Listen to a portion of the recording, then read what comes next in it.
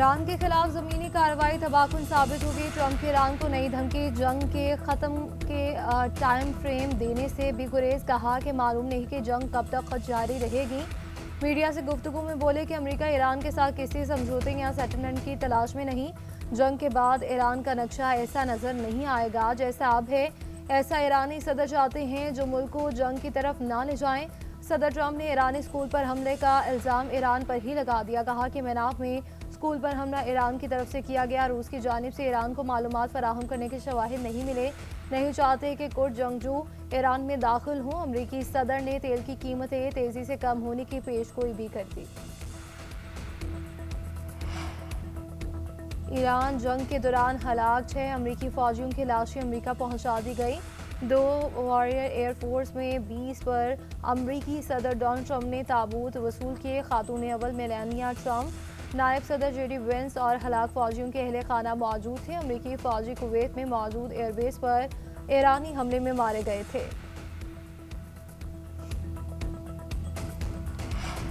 America और Israel की Iran पर शदीद बमबारी। तेहरान का मरकज एक बार फिर जोरदार धमाकों से लरज़ उठा। ताज़ा हमलों में ईरान की तेल तनसीबात को भी निशाना बनाया गया। कोहेग, शहरान और गुर्ज में 30 ऑयल डिपो तबाह कर दिए गए। इसराइल का तेहरान में पासदारान इनकलाब का एयर डिफेंस कमांड सेंटर तबाह करने का दावा। बैलिस्टिक मिसाइलों की तैयारी और लॉन्चिंग के लिए इस्तेमाल होने वाली साइट पर भी हमलों में कुछ फोर्स के जंगी साजो सामान के गोदाम भी तबाह कर दिए।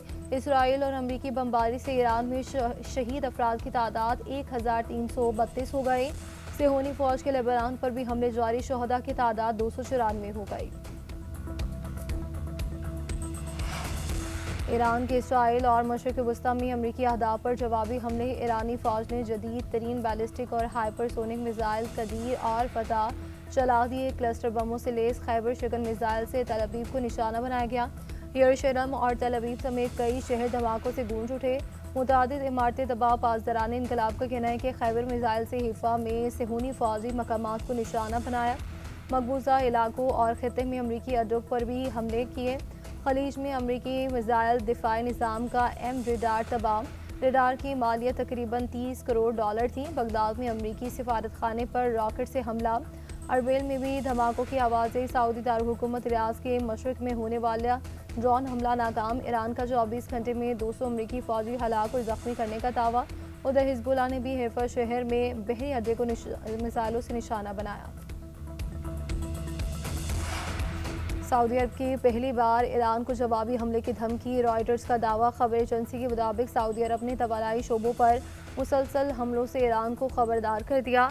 हमले जारी रहे तो सऊदी अरब भी जवाबी कार्रवाई करेगा। रियासती मुज़ाकरात और कशीदगी में कमी के लिए दरवाजे खुले रखे हैं। हमले जारी रहे तो अमरीकी फ़ौज को अपनी हुदूद इस्तेमाल करने की इजाज़त दे सकते हैं।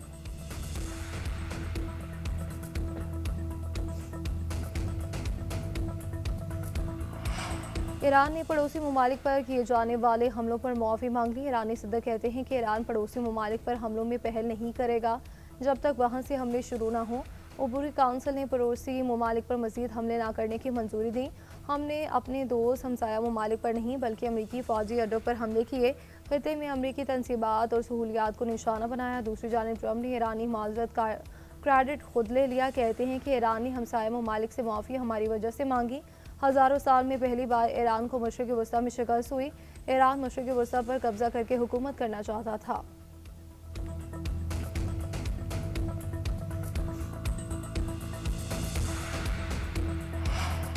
खिते के ममालिक अमरीका को अपनी सरजमीन ईरान के खिलाफ इस्तेमाल करने से रोके। पड़ोसी ममालिक में कायम अमरीकी अड्डों से हमले हुए तो इन्हें निशाना बनाते रहेंगे।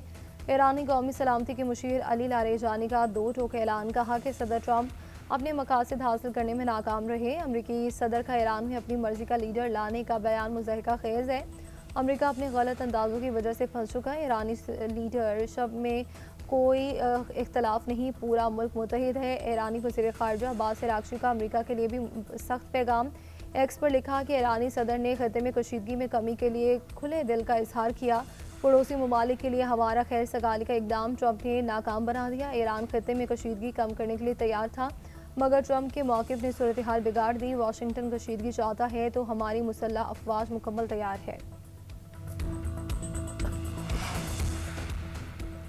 हम किसी के लिए आसान शिकार नहीं बनेंगे। मुत्तहिदा अरब अमारात के सदर मोहम्मद ज़ैद अल नहयान का ईरान जंग पर पहला अवामी बयान। कहा कि कौम हालत जंग में है, हमारी खाल मोटी और गोश्त कड़वा है, हम बहुत मजबूत हैं, हमें तोड़ा नहीं जा सकता। अपने मुल्क, अवाम और ख़ानदान के लिए फ़र्ज़ अदा करते रहेंगे। दुश्मनों को पैगाम देना चाहता हूँ, यूएई खूबसूरत मुल्क है। उम्मीद है ईरान समझदारी और दानिशमंदी का मुजाहरा करेगा। फील्ड मार्शल सैयद आसिम मुनीर की सऊदी वज़ीर दिफा शहजादा खालिद बिन वलीद से मुलाकात। फरीक़ैन ने उम्मीद जाहिर की कि ईरान की मुहतात हिकमत अमली से दोस्त ममालिक को बहरान के पुरअमन हल में मदद मिलेगी। ISPR के मुताबिक फील्ड मार्शल के दौरे सऊदी अरब में ईरान के ड्रोन और मिसाइल हमलों के बाद पैदा होने वाली सिक्योरिटी सूरत हाल पर तफसीली गुफ्तगू हुई।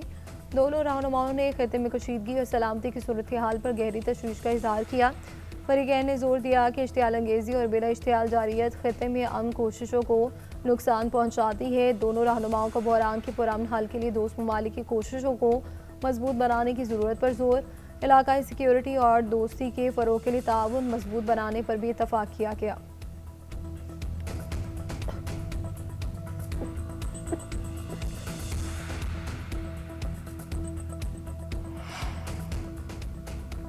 अरब लीग के वज़ीर ख़ारजा का हंगामी इजलास आज होगा, जिसमें ईरान के अरब ममालिक पर हमलों पर तबादला ख्याल किया जाएगा। वीडियो लिंक के जरिए होने वाले इजलास में खित्ते की सिक्योरिटी सूरत हाल भी ज़ेर गौर आएगी। सऊदी अरब, कतर, मिस्र समेत दीगर ममालिक ने इजलास बुलाने की दरख्वास्त की थी।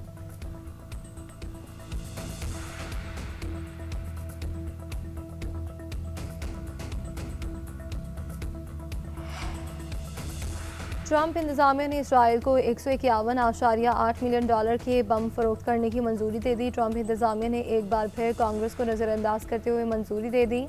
अमरीकी महकमा खारजा ने मंतक पेश की कि हंगामी सूरत हाल के पेश नज़र हंगामी इख्तियारात इस्तेमाल किए गए। इस पैकेज में तकरीबन 12,000 जनरल प्रिज्म बम बॉडीज शामिल हैं, जिनका वजन 1,000 पाउंड है।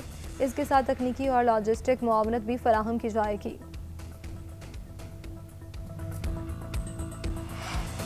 वज़ीर-ए-आज़म की सादगी और बचत पर मबनी लाहे अमल तश्कील देने की हिदायत। आइंदा 48 घंटों में काबिल अमल तजावीज़ पेश की जाएँ।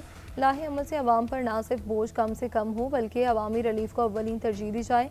वज़ीर-ए-आज़म शहबाज शरीफ की ज़ेर सदारत हालिया आलमी तनाज़ुर में मुल्की मआशी सूरत हाल पर जायज़ा इजलास। वज़ीर-ए-आज़म ने कहा कि जो पेट्रोल पम्प या कंपनी मसनूई किल्लत पैदा करने या ज़ख़ीरा अंदोज़ी में मुलव्विस पाई गई, इसको फ़ौरन बंद किया जाए और इसका लाइसेंस मनसूख करके कानूनी कार्रवाई की जाए।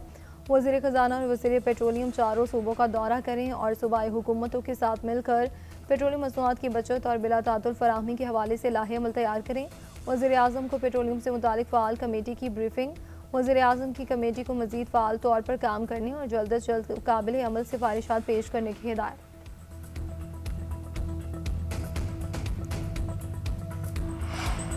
पेट्रोलियम मसनूआत की कीमतों में इजाफे के असरात भी सामने आने लगे।